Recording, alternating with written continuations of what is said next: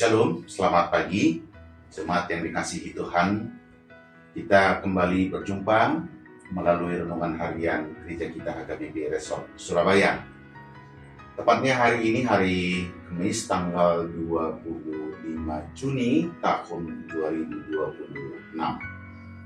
Sebelum kita membaca dan merenungkan firman Tuhan, seperti biasa, mari sejenak kita mengambil sikap untuk mempersiapkan diri kita bersekutu dengan Tuhan melalui firman-Nya.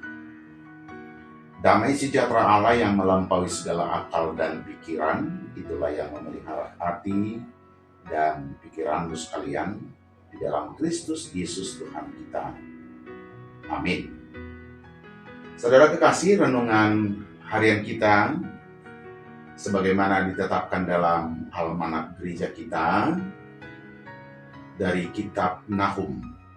Sedikit ada perbedaan pembagian pasal dan ayat. Kalau dalam bahasa Batak Toba, di kitab Nahum pasal yang kedua, ayat yang pertama. Sementara dalam terjemahan bahasa Indonesia, masih di bagian kitab Nahum pasal yang pertama, ayat terakhir, ayat yang ke-15. Isinya sama. Saya membaca dalam bahasa Batak Toba, Nahum pasal 2 ayat yang pertama. Idama di atas akadoluk pak ni sebuah berita nauli manitikon hademahon. Pestahon aka pestami ali juda gararima aka bagabagam. Aidangbe so laon ni naso marniulaho nunga tungsun siap ibana. Saya baca sekali lagi. Idama di atas akadoluk patni sibuan barita nauli namani tikon hademahon. Pestahon aka pestami ali juga. Gararima aka bagabagam. Edangbe solaon ni naso marniulaho nunga tungsun siap ibana. Dalam terjemahan bahasa Indonesia di Nahum pasal yang pertama ayat 15 dituliskan seperti ini. Lihatlah di atas bukit-bukit langkah-langkah orang yang membawa berita, yang mengabarkan damai sejahtera. Rayakanlah hari rayamu, hai Yehuda, bayarlah nazarmu, sebab orang durjana tidak akan lagi menyerang engkau. Ia telah dilenyapkan sama sekali. Demikian pembacaan firman Tuhan. Sedikit tentang perbedaan penempatan atau penulisan di pasal dan ayat dalam dua terjemahan yang berbeda ini, bahasa Indonesia dan bahasa Batak. Kita perlu ketahui hal itu terjadi beberapa kali dalam beberapa pasal dan ayat dalam Alkitab kita. Ada beberapa faktor yang membuat itu dalam tradisi penulisan, pengumpulan naskah-naskah Alkitab kita. Memang ada yang berbeda pemenggalan antara pasal yang satu dengan pasal yang berikut. Misalnya dalam bahasa Indonesia tadi, ayat ini masih tergolong di pasal yang pertama, ayat yang ke-15. Tetapi dalam penulisan bahasa Batak atau penterjemahan ke dalam bahasa Batak, dia sudah masuk di pasal yang kedua, ayat yang pertama. Hal itu tidak menjadi persoalan, karena yang terpenting adalah bahwa pesan firman yang hendak disampaikan. Dan dapat kita ketahui juga, sebelum naskah-naskah kitab suci ini dijilid dan dicetak dalam bentuk buku sebagaimana kita miliki sekarang, ini dulu merupakan naskah-naskah yang terpisah. Lalu ada satu masa yang disebut masa kanonisasi. Di sanalah dilihat mana yang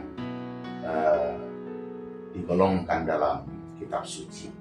Demikian Bapak Ibu. Sekarang kita memasuki apa yang hendak disampaikan oleh firman ini. bahwa sejatinya firman ini sedang mengatakan bahwa sesungguhnya Tuhanlah yang memegang kendali hidup saya, kendali hidup Bapak Ibu, kendali hidup kita semua, bahkan kendali dunia ini, bumi ini ada di dalam kuasa atau otoritas Tuhan sendiri. Nah, secara umum pesan utama dari kitab Nahum adalah berita tentang penghakiman Allah kepada bangsa-bangsa penindas, sekaligus diberitakan pembebasan Allah kepada yang tertindas. Jadi si penindas akan dihakimi dan yang tertindas akan dibebaskan.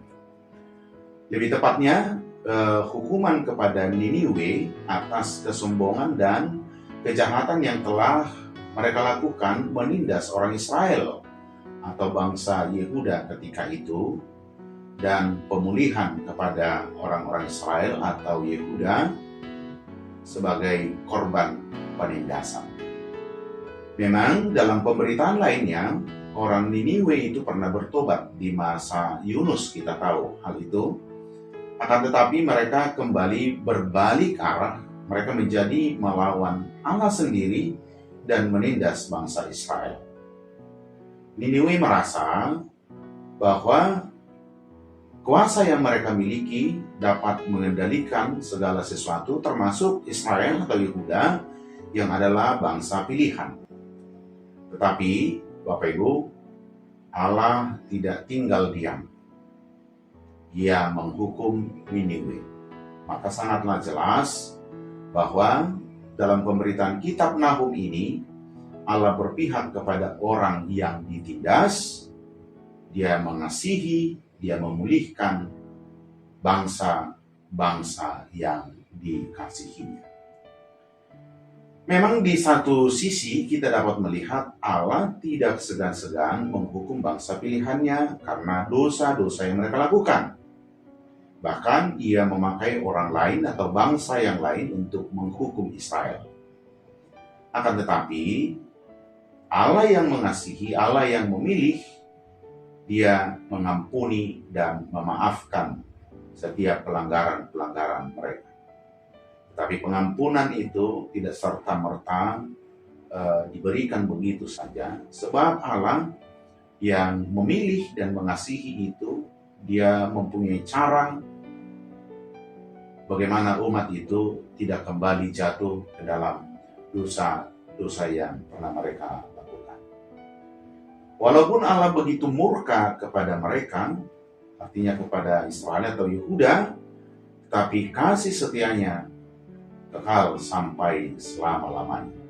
Nah, disinilah Nahum diutus, Nahum hadir sebagai pembawa pesan Tuhan untuk menghibur hati orang Israel dengan pesan bahwa Allah akan membebaskan mereka dari penindasan.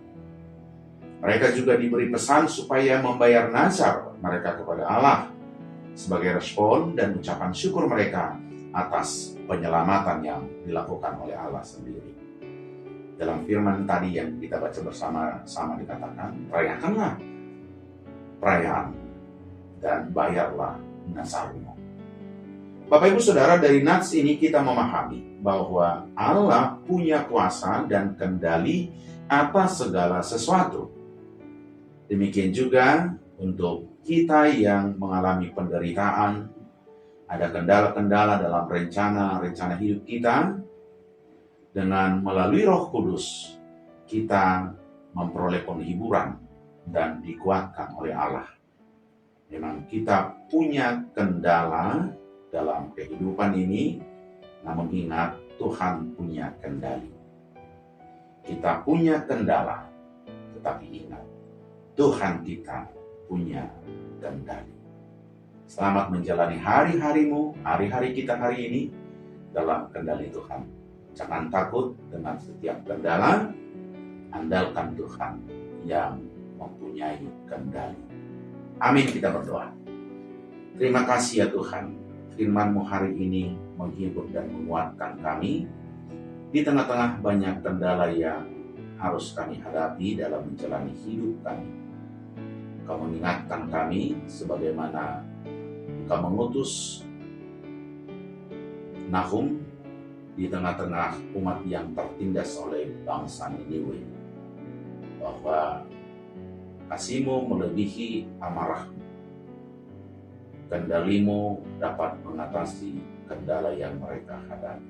Demikian kiranya kami hari ini, kami dapat berpegang teguh pada kendali Tuhan, sebab Engkau berdaulat atas kehidupan kami, pribadi lepas pribadi. Dan tolonglah kami, agar setiap hari hidup kami semakin baik, semakin berkenan di hadapan Tuhan, sebab kami terus belajar dan belajar untuk mengikuti Engkau, melakukan segala kehendak-Mu dalam kehidupan kami. Berkatilah kami, dan biarlah kami dapat bersukacita, sebab Engkau menjadi kendali kami.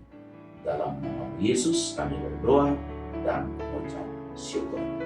Anugerah Tuhan kita Yesus Kristus, kasih setia Allah Bapa, serta persekutuan Roh Kudus memberkati hari ini kekal sampai selamanya. Amin.